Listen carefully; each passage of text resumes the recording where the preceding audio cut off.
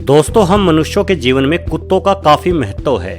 इनका उपयोग हम घर खेतों की रखवाली के लिए करते हैं तथा घरों का बचा हुआ खाना इन कुत्तों को खिलाकर खाने को बेकार फेंकने से भी बचाते हैं। वैसे तो कुत्तों को बहुत ही वफादार माना जाता है और इंसानों का सच्चा दोस्त भी कहा जाता है, लेकिन एक छोटा सा वायरस कुत्ते के अंदर जाते ही कुत्ते को सारी वफादारी भुलाकर उन्हें इंसानों का सबसे बड़ा दुश्मन बना देता है। जी हाँ, रेबीज का वायरस कुत्ते को पागल कर देता है, जिससे कुत्ता बेहद ही आक्रामक होकर अपने आसपास मौजूद सभी इंसानों को काटने लगता है। रेबीज होने के करीबन 10 दिनों के अंदर ही कुत्ते की मौत हो जाती है, लेकिन इन 10 दिनों के दौरान वो कई सारे इंसानों को काटकर उन इंसानों को भी रेबीज का शिकार बना सकता है। एक बार रेबीज हो जाए तो इस बीमारी का कोई इलाज संभव नहीं होता, लेकिन रेबीज होने से पहले ही अगर रेबीज का टीकाकरण हो जाए तो रेबीज से बचने की संभावना लगभग 100% होती है। दोस्तों, रेबीज एक लैटिन शब्द है जिसका मतलब होता है ऐसा गुस्सा जिस पर कोई नियंत्रण ना हो। रेबीज शब्द को लगभग 4000 साल पहले प्रयोग किया गया था। हमारे इतिहास में 16वीं शताब्दी में इटली के एक डॉक्टर जिरोलोमो फ्रकास्त्रो ने सबसे पहले रेबीज को बीमारी मानकर इसकी जांच शुरू की थी और 1885 में फ्रांस के बायोलॉजिस्ट लुई पोस्चर और उनके सहायक एमिल रुक्स ने रेबीज के टीके को बनाया था।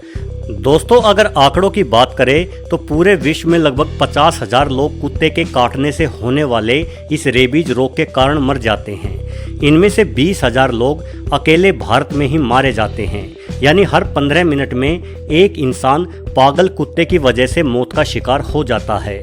चूंकि कुत्ते इंसानों के आसपास ही रहते हैं, इसलिए इंसानों को रेबीज बीमारी 98% मौकों पर पागल कुत्ते के काटने से होती है, जबकि 2% केसों में रेबीज बंदरों, बिल्ली, नेवले या चमगादड़ जैसे जीवों से इंसानों में आती है। जब कुत्ते के शरीर पर कोई जख्म होता है तब हवा के द्वारा या और किसी जंगली जानवर के जख्मों से ये विषाणु कुत्ते के शरीर में प्रवेश कर जाते हैं। इस विषाणु के संक्रमण का असर 4 से 6 सप्ताह में कुत्ते के अंदर दिखाई देने लगता है। इस बीमारी में कुत्ता सुस्त दिखने लगता है, फिर धीरे धीरे उसे बुखार आने लगता है और उसका खाने पीने में मन नहीं लगता, और जब यह विषाणु उसके दिमाग तक पहुंच जाते हैं तब वह उत्तेजित होने लगता है, उसके मुंह से लार निकलने लगती है। उसकी लार में भी रेबीज का विषाणु मौजूद होता है। कुत्ता थोड़ी थोड़ी देर में लकवाग्रस्त भी होने लगता है और वह हर एक आदमी को काटने को दौड़ता है। जब कोई कुत्ता किसी इंसान को काटता है तो उस कुत्ते की लार में उपस्थित रेबीज विषाणु इंसान की त्वचा से इंसान के शरीर में प्रवेश कर जाते हैं। जब रेबीज वायरस इंसानों के शरीर में जाता है तो ये तुरंत इंसानों को संक्रमित नहीं करता, बल्कि इसमें 2 सप्ताह से लेकर 2 महीने तक का समय लगता है। चूंकि रेबीज होने के बाद इस बीमारी का कोई इलाज नहीं हो पाता, इसलिए पागल कुत्ते के काटने के तुरंत बाद से लेकर 3 दिन तक रेबीज का टीकाकरण करवा लेना चाहिए। रेबीज का टीकाकरण होने पर रेबीज होने की कोई संभावना नहीं बचती। दोस्तों, वैसे तो रेबीज सिर्फ पागल कुत्तों के काटने पर ही होता है, लेकिन कई बार रेबीज संक्रमित कुत्तों में कोई भी लक्षण दिखाई नहीं पड़ते। इसलिए रोग की गंभीरता को देखते हुए हर कुत्ते को रेबीज से प्रभावित ही माने और कुत्ते के काटने पर टीकाकरण हर हाल में करवा लेना चाहिए। अगर आपके घर या खेत आदि में कोई पालतू कुत्ता है तो उस कुत्ते का भी रेबीज विरोधी टीकाकरण हर साल करवाएं। टीकाकरण की वजह से वो कुत्ता रेबीज से प्रभावित नहीं हो पाएगा, और अगर रेबीज के टीके लगा हुआ वो कुत्ता किसी कारणवश आपको काट भी ले तो आपको रेबीज के टीके नहीं लगवाने पड़ेंगे। दोस्तों, जब हम पार्क में दौड़ लगाने जाते हैं या साइकिल चला रहे होते हैं या कभी तेज चलते हैं तो कई बार कुत्ते हमारे पीछे लग जाते हैं। इसका कारण है कि कुत्ते एक क्षेत्र को अपना मानते हैं, और जब कोई अनजान व्यक्ति कुत्तों के क्षेत्र में प्रवेश करता है तो वो कुत्ते उस व्यक्ति को खदेड़ने के लिए हमला कर बैठते हैं। अगर ऐसी परिस्थितियां आपके साथ हो जाए तो खुद के बचाव के लिए आप कुछ कदम उठा सकते हैं। कुत्ते के भौंकने पर एकदम से रुक जाएं, लेकिन कुत्ते के सामने बिल्कुल ना खड़े हों और उसकी आंखों में आंखें डालकर बिल्कुल भी ना देखें। आक्रामक कुत्ता आंखों से आंखें मिलने पर यह समझेगा कि आप उसे चुनौती दे रहे हैं। आप कुत्ते पर हल्की नज़र बनाए हुए उससे धीरे धीरे दूर हो जाएं। डरे बिल्कुल नहीं, क्योंकि कुत्ता आपके डर को भांप सकता है। आपके डर से उसे लगेगा कि आप उसका शिकार हो और वो शिकारी, इसलिए वो जरूर आप पर झपटने की कोशिश करेगा। कुत्ते के भौंकने पर भागे तो बिल्कुल भी नहीं। भागना अपने बचाव के तरीकों में अपनाया गया सबसे घटिया तरीका है, क्योंकि भले ही आप कितनी भी तेज क्यों ना भागते हो, कुत्ते से तेज तो नहीं भाग सकते। जब आप भागोगे तो कुत्ते को लगेगा कि आप उससे डर गए हो और कमज़ोर हो, इसलिए वो आपका पीछा करके आपको काटने की 100% कोशिश करेगा। अपने हाथों की उंगलियों को बंद करके मुक्का बना ले, लेकिन कुत्ते को मारने के लिए नहीं, बल्कि कुत्ते द्वारा अपनी उंगलियों को कटने से बचाने के लिए, क्योंकि कुत्ते ज़्यादातर हिलते डुलते अंगों पर ही हमला करते हैं। अगर आपके पास कोई बोतल है तो उसे दूसरी दिशा में दूर फेंकें। ऐसा करने से 50% चांस है कि कुत्ता उस बोतल के पीछे जाएगा और आपको छोड़ देगा। अगर आप खाली हाथ हैं तो सिर्फ दिखावा करें कि आपने ज़मीन से कोई वस्तु उठाई है और उसे दूसरी दिशा में फेंका है, जिससे हो सकता है कि वह कुत्ता आपके झांसे में आ जाए और आपको वहां से निकलने का समय मिल जाए। दोस्तों, अगर कुत्ता लगातार भौंकता ही रहता है और आप पर हमला करने की कोशिश करता है तो आप कुत्ते पर जोर से चिल्लाएं। चिल्लाते हुए आपकी आवाज़ में साहस होना चाहिए, जिससे कुत्ते को लगे कि आप उससे ज़्यादा खतरनाक हैं। बच्चों को पार्कों या गलियों में अकेला ना छोड़ें, क्योंकि कुत्तों के काटने के शिकार 90% बच्चे ही होते हैं। वहीं अगर आप बुजुर्ग हैं तो अपने साथ एक छोटा डंडा जरूर रखें।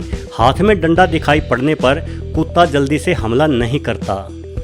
दोस्तों, अगर आपके द्वारा अपने बचाव में किए गए तमाम प्रयासों के बावजूद भी कुत्ता आप पर हमला करता है तो मैं आपको बता दूं कि हम इंसान कुत्तों से कहीं अधिक ताकतवर होते हैं। अगर हम अपनी पे आ जाएं तो यकीनन कुत्ते को धूल चटा सकते हैं। तो इंतज़ार ना करें और अपनी पे आ जाएं। जितनी जोर से हो सके कुत्ते के नाक पर घूंसा मारे या उसके गले को दबोच डाले।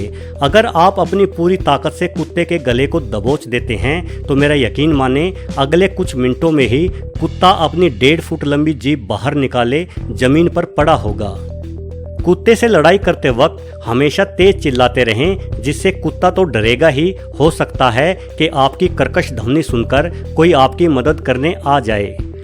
कभी भी कुत्ते को अपने चेहरे, गर्दन या पेट पर नहीं काटने दें। कोशिश करें कि आप अपने हाथों की मदद से कुत्ते को अपने संवेदनशील अंगों से दूर ही रखें। कुत्ते के पंजे शेर जैसे नहीं होते, ना ही कुत्ता किसी बाघ के समान अपने पंजों से हमला करता है। कुत्ते का एकमात्र हथियार उसके दांत ही होते हैं, इसलिए कुत्ते के मुंह को दबोचने की कोशिश करें। हम इंसानों का वजन कुत्तों से कहीं ज़्यादा होता है, इसलिए अगर आप कुत्ते के मुंह को दबोच लेते हैं तो अपने पूरे वजन के साथ अपने दोनों घुटने कुत्ते के पेट में दे मारें। ऐसा करने से कुत्ते का खाया पिया सब बाहर निकल जाएगा और आप ये लड़ाई जीत जाएंगे। कई लोग अपने पालतू कुत्तों को भी सड़क पर खुला छोड़ देते हैं। जैसे ही आप उस खुले कुत्ते के पास से गुजरते हो तो वो कुत्ता आपकी ओर दौड़ता है। ऐसे में कुत्ते का मालिक तुरंत आपसे कहेगा कि डरिए मत, ये काटता नहीं। मैं तो कहता हूँ दोस्तों कि कुत्ते से पहले ऐसे मालिकों को ही 2 लठ जमा दीजिए। ऐसी बचकाना हरकतें कतई बर्दाश्त न करें और कुत्ते के मालिक को साफ शब्दों में समझाए कि भविष्य में उनका कुत्ता आपकी तरफ नहीं आना चाहिए। दोस्तों, अगर कोई कुत्ता आपको काट ले तो सबसे पहले आपको काटे गए स्थान को कम से कम 10 मिनट तक नल के नीचे बहते पानी में साबुन की सहायता से धोना चाहिए और उसके बाद सीधे अस्पताल चले जाना चाहिए। वहीं अगर कुत्ते ने बुरी तरह से काटा है, खून बहुत ज़्यादा बह रहा है, तो घाव को साबुन से धोने की बजाय सीधे अस्पताल का रुख करें। यदि आपको काटने वाला कुत्ता गली का आवारा कुत्ता था तो कोई जोखिम ना उठाएं और तुरंत रेबीज विरोधी टीकाकरण शुरू कर दें। वहीं अगर आपको किसी पालतू कुत्ते ने काटा है तो मैं आपको बता दूं कि भारत में अधिकतर लोग अपने पालतू कुत्तों का टीकाकरण नहीं कराते या सिर्फ एक बार करवाकर ही निश्चिंत हो जाते हैं, जबकि रेबीज का टीकाकरण कुत्तों में हर साल करवाना चाहिए। अतः पालतू कुत्ते के काटने की स्थिति में भी आपको एहतियात के लिए रेबीज टीकाकरण करवा लेना चाहिए। रेबीज का टीकाकरण सभी सरकारी अस्पतालों में मुफ्त किया जाता है। वहीं आप किसी प्राइवेट क्लिनिक से एंटी रेबीज टीके खरीदते हैं तो एक टीके की कीमत करीब 350 रुपये के आसपास पड़ती है। सरकारी अस्पतालों में रेबीज की रोकथाम के लिए जख्म के अंदर या जख्म के करीब एंटी रेबीज सीरम का टीका भी लगाया जाता है, जिसे रेबीज इम्यूनोग्लोबुलिन कहा जाता है। भारत में सीरम की उपलब्धता काफ़ी कम है, इसलिए ये सिर्फ सरकारी अस्पतालों में ही मिल पाता है। अगर आपको सीरम का टीका लगाया गया है तो अमूमन 3 एंटी रेबीज के टीके ही काफ़ी होते हैं। वहीं अगर अस्पताल में सीरम उपलब्ध नहीं है तो आपको एंटी रेबीज के 5 टीके लगवाने चाहिए। ये टीके एक निश्चित अंतराल पर लगाए जाते हैं। दोस्तों, कई बार कुछ लोग आपको सलाह देते हुए मिल जाएंगे कि अगर कुत्ता आपको काट ले तो आप कुत्ते पर 5 या 10 दिन तक निगाह रखें। अगर कुत्ता पागल हो जाता है तो ही रेबीज का टीकाकरण करवाने की आवश्यकता है, अन्यथा नहीं। ये सलाह बेहद मूर्खतापूर्ण सलाह है। जैसा कि मैंने पहले ही बताया कि कई बार कुत्तों में रेबीज के लक्षण शुरुआत में नहीं दिखाई पड़ते और जब तक लक्षण दिखाई देंगे तब तक आपको टीकाकरण करवाने के लिए देर हो चुकी होगी।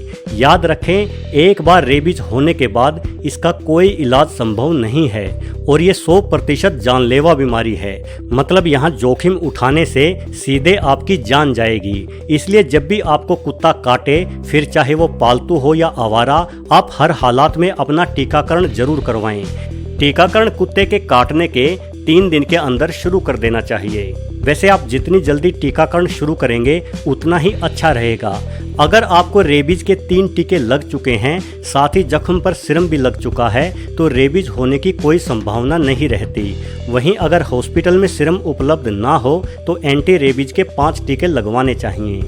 दोस्तों, हमारे भारत देश में कुत्तों के काटने पर कुछ गलत प्रथा अब भी जारी है। जैसे कुत्ते के काटे जाने वाले घाव पर नमक, मिर्च, घी, हल्दी या गाय का गोबर लगाने से रेबीज नहीं होता। दोस्तों, ऐसा बिल्कुल ना करें। याद रखें, भारत में हर साल रेबीज से मरने वाले लोगों की संख्या विश्व में सबसे अधिक है, जिसका कारण ये घरेलू उपचार या अन्य ढकोसले ही हैं। रेबीज से बचने का एक ही तरीका है, रेबीज का टीकाकरण। इसलिए जितनी जल्दी हो सके टीकाकरण शुरू करें और रेबीज से खुद को बचाएं। वीडियो को आखिरी तक पूरा देखने के लिए आपका बहुत बहुत धन्यवाद।